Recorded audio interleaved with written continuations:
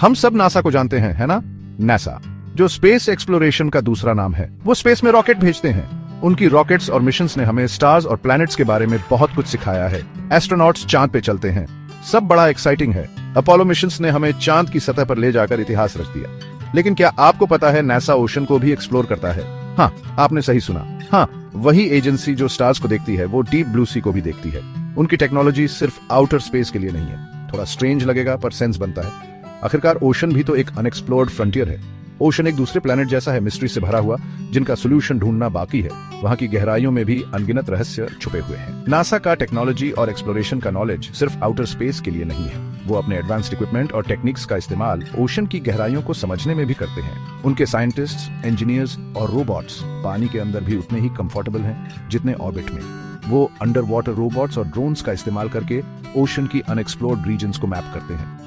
Remote sensing, robotics और data analysis का अपना नॉलेज वो डीप सी के चैलेंजेस के लिए यूज करते हैं। ये टेक्निक्स उन्हें ओशन की गहराइयों में छुपे रहस्यों को अनकवर करने में मदद करती है।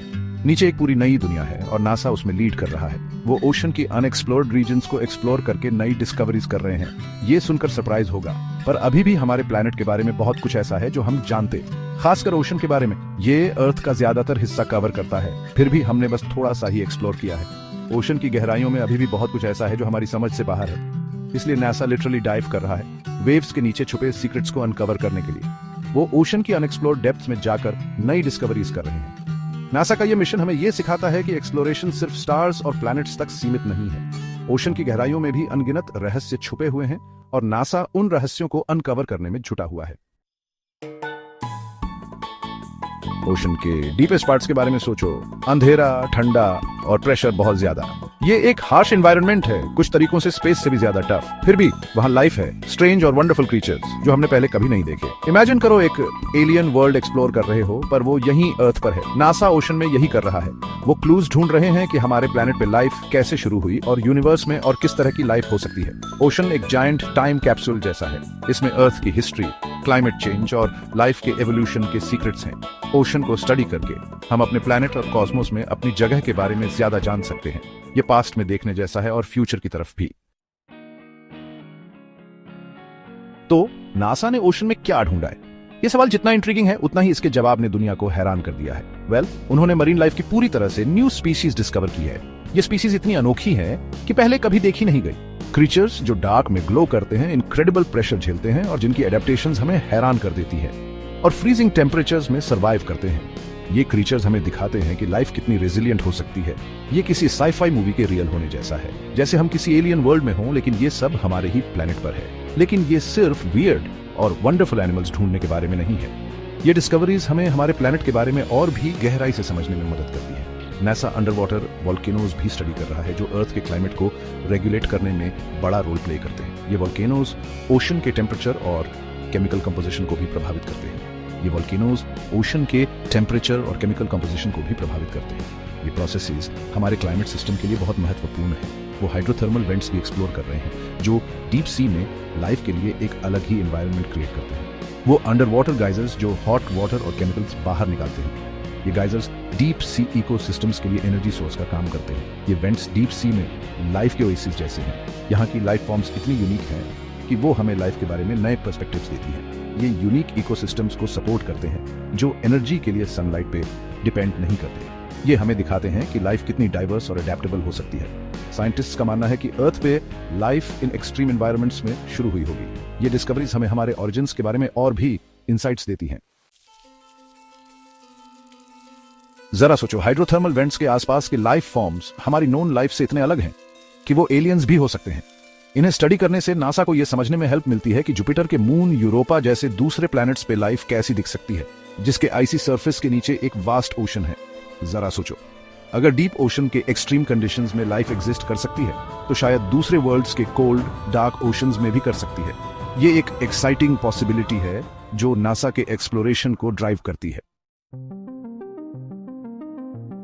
सेक्शन 5, रोबोट्स मदद करेंगे अनएक्सप्लोरेबल को एक्सप्लोर करना। हम ऐसे क्षेत्रों की बात कर रहे हैं जो अब तक मानव पहुंच से बाहर थे। ओशन के डीपेस्ट पार्ट्स को एक्सप्लोर करना ह्यूमंस के लिए बहुत डिफिकल्ट और डेंजरस है। ये जगहें इतनी गहरी और अंधेरी हैं कि वहां तक पहुंचना लगभग असंभव है। इसलिए नासा रोबोट्स पे डिपेंड करता है, जैसे रिमोटली ऑपरेटेड व्हीकल्स और ऑटोनमस अंडर वाटर व्हीकल्स। ये रोबोट्स हमें उन जगहों तक पहुंचने में मदद करते हैं जहां इंसान नहीं जा सकता। ये हाई टेक मशीन्स प्रेशर झेल सकते हैं, ट्रिकी टेरेन में नेविगेट कर सकते हैं और वैल्यूएबल डेटा भेज सकते हैं। इनकी मदद से हम ओशन के बारे में बहुत कुछ जान सकते हैं। इमेजिन करो, एक रोबोट हाइड्रोथर्मल वेंट्स के फील्ड में स्विम कर रहा है, सैंपल्स कलेक्ट कर रहा है और हाई डेफिनेशन वीडियो भेज रहा है। ये वीडियोस और सैंपल्स हमें ओशन के अंदर की दुनिया के बारे में बहुत कुछ सिखाते हैं। नासा के रोबोट्स अभी यही कर रहे हैं।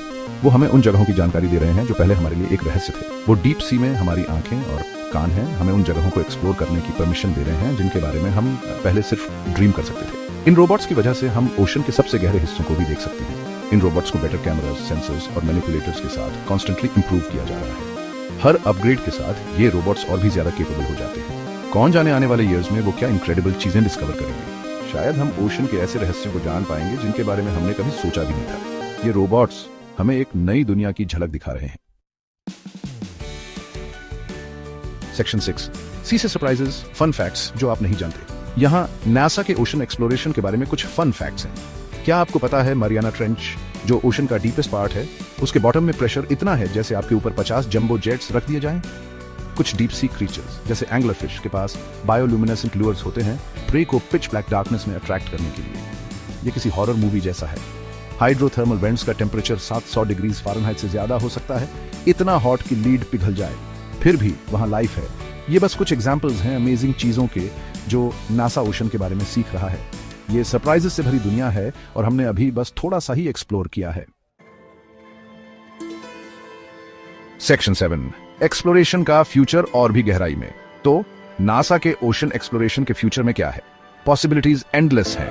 नई टेक्नोलॉजीज डेवलप हो रही हैं जिससे हम और डीपर जा सकेंगे, ज्यादा टाइम तक रह सकेंगे और ज्यादा सीख सकेंगे। इमेजिन करो अंडर वाटर ड्रोन्स जो पूरे ओशन फ्लोर को मैप कर सकते हैं, रोबोट्स जो इल्यूसिव क्रीचर्स से डीएनए सैंपल्स कलेक्ट कर सकते हैं और शायद permanent under water research stations भी।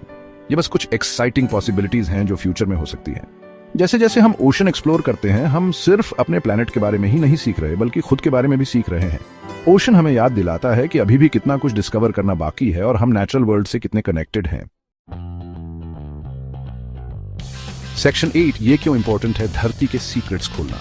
आप सोच रहे होंगे ये सब बहुत इंटरेस्टिंग है, पर ये इंपॉर्टेंट क्यों है? वेल, ओशन को समझना हमारे प्लैनेट के फ्यूचर के लिए क्रूशल है। ओशन अर्थ के क्लाइमेट को रेगुलेट करने, कार्बन डाइऑक्साइड अब्सॉर्ब करने और ऑक्सीजन प्रोड्यूस करने में वाइटल रोल प्ले करता है। ओशन को स्टडी करके हम क्लाइमेट चेंज को बेहतर तरीके से समझ सकते हैं और अपने प्लैनेट को प्रोटेक्ट करने के सॉल्यूशंस डेवलप कर सकते हैं। ओशन फूड, मेडिसिन और दूसरे रिसोर्सेज का सोर्स भी है। डीप सी को एक्सप्लोर करके हमें नई मेडिसिन, सस्टेनेबल फूड सोर्सेज और इनोवेटिव टेक्नोलॉजीज मिल सकती हैं। सेक्शन 9, एडवेंचर में शामिल हों। आप कैसे इसका हिस्सा बन सकते हैं? इस एडवेंचर का हिस्सा बनने के लिए आपको साइंटिस्ट या एस्ट्रोनॉट होने की जरूरत नहीं है। ओशन एक्सप्लोरेशन और कंजर्वेशन में इन्वॉल्व होने के कई तरीके हैं। ओशन को प्रोटेक्ट करने वाली ऑर्गेनाइजेशंस को सपोर्ट करें, अपना प्लास्टिक कंजम्पशन और कार्बन फुटप्रिंट कम करें, ओशन के बारे में ज्यादा सीखें और अपना नॉलेज दूसरों के साथ शेयर करें। ओशन वास्ट है और वंडर्स से भरा है। इसे प्रोटेक्ट करना और इसके सीक्रेट्स आने वाली जनरेशंस के लिए अनलॉक करना हम सबकी जिम्मेदारी है। हर छोटी चीज मायने रखती है। कौन जाने, शायद एक दिन आप कोई ग्राउंड ब्रेकिंग डिस्कवरी करो जो प्लैनेट के बारे में हमारी अंडरस्टैंडिंग बदल दे।